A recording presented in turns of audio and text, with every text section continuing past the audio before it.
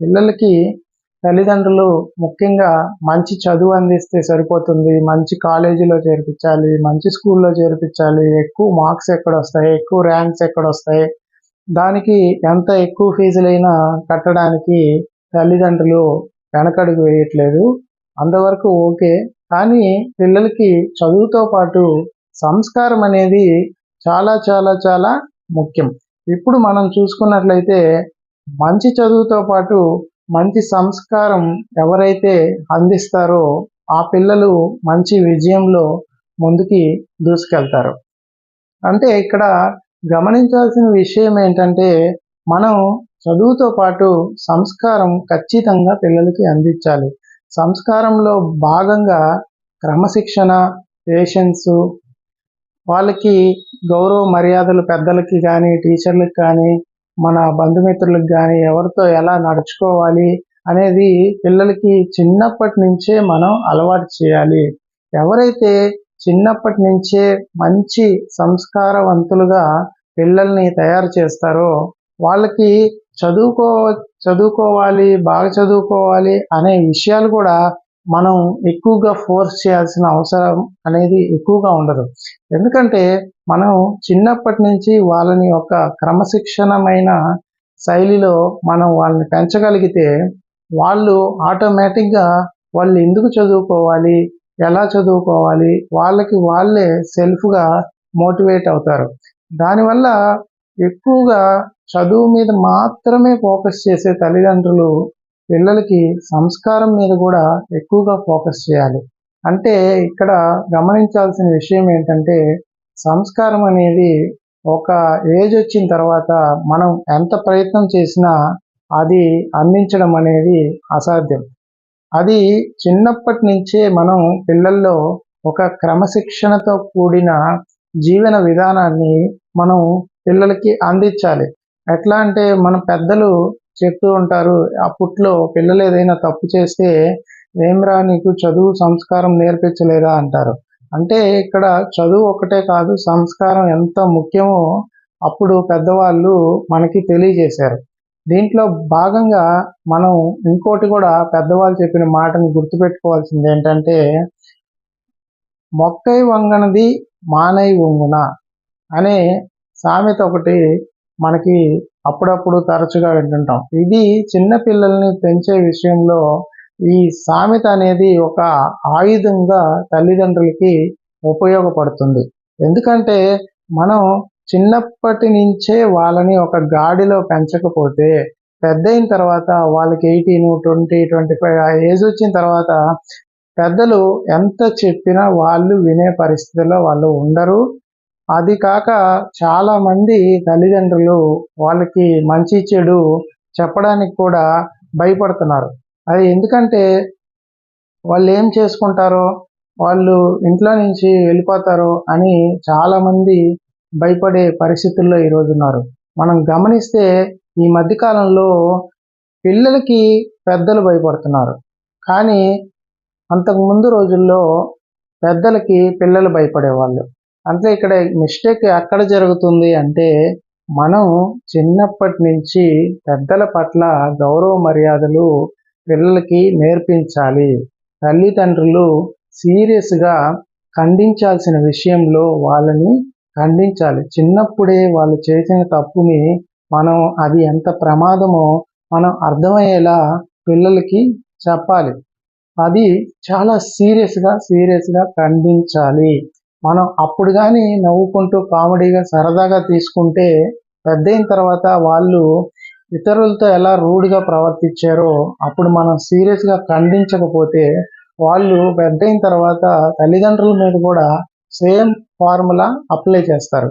అందువల్ల తర్వాత ఎంత బాధపడినా ప్రయోజనం ఉండదు. ఇక నెంబర్ 2 ఏంటంటే, పిల్లల్లో పేషెన్స్ అనేది చిన్నప్పటి నుంచి తల్లిదండ్రులు అలవాటు చేయాలి. పేషెన్స్ అంటే ఏదైనా మనం ఒకటి కోరుకున్నప్పుడు ఒక వస్తువు కానీ, ఒక విషయం కానీ, ఒక ర్యాంక్ కానీ ఏదైనా దానికోసం మనం సాధన చేయాలి. దానికోసం మనం టైం కేటాయించాలి. దాని మీద మనం ఏకాగ్రతతో, శ్రద్ధతో దాన్ని కష్టపడి సాధించుకోవాలి. ఏది అంత ఈజీగా రాదు. ఒకవేళ ఏదైనా ఈజీగా వస్తే అది తొందరగా నిలబడదు అని చెప్పి పిల్లలకి మనం అర్థమయ్యే విధంగా చెప్పాలి. వాళ్ళలో పేషెన్స్ అనేది చిన్నప్పటి నుంచి అలవాటు చేస్తే వాళ్ళు ఎటువంటి అనర్థాలకి దారి తీసుకోకుండా, ఫర్ ఎగ్జాంపుల్ వాళ్ళు ఒక సీట్ కోసం, ఒక ర్యాంక్ కోసం ఎగ్జామ్ రాసినప్పుడు ఆ ర్యాంక్ రాకపోతే పిల్లలు తొందరపడి నిర్ణయాలు తీసుకొని సూసైడ్ దాకా వెళ్ళిపోతున్నారు.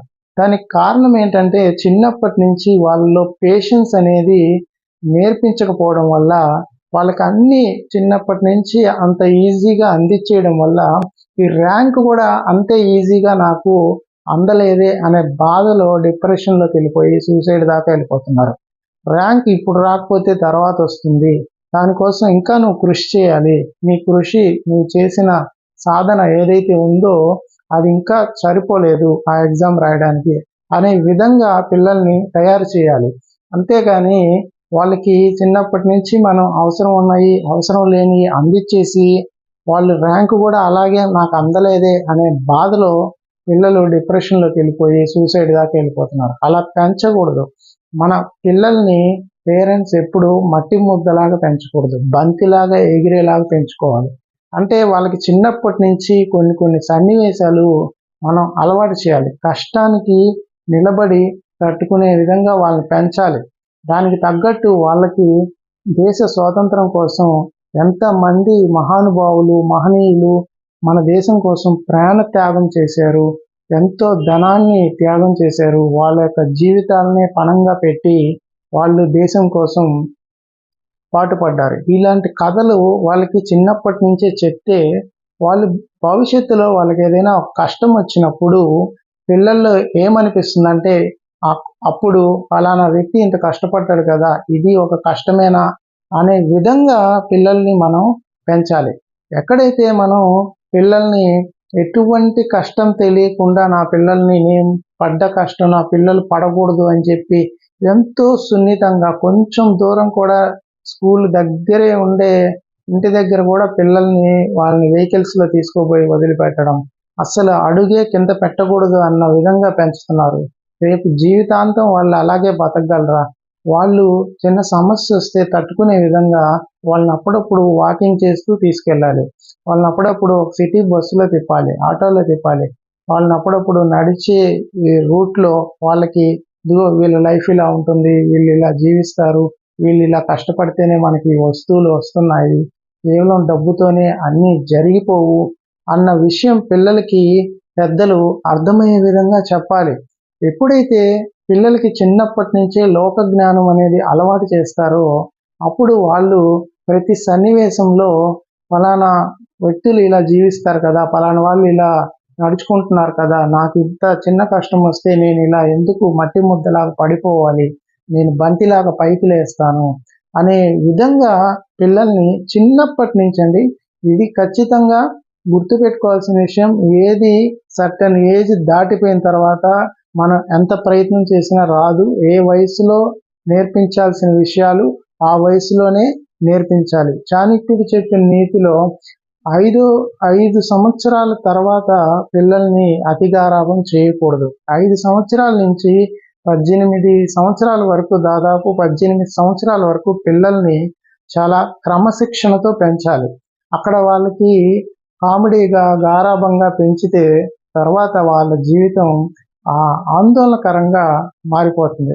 ఆ తర్వాత తల్లిదండ్రులు ఎంత బాధపడ్డా అవి వెనక్కి రావు. ఇంకో పాయింట్ ఏంటంటే బాగా చదువుకుంటే వాళ్ళ జీవితం బాగుంటుంది అని కోరుకుంటున్నారు. కానీ చదువు ఎంత బాగా చదువుకున్నా మంచి ఉద్యోగం వస్తుంది, మంచి సంపాదన వస్తుంది.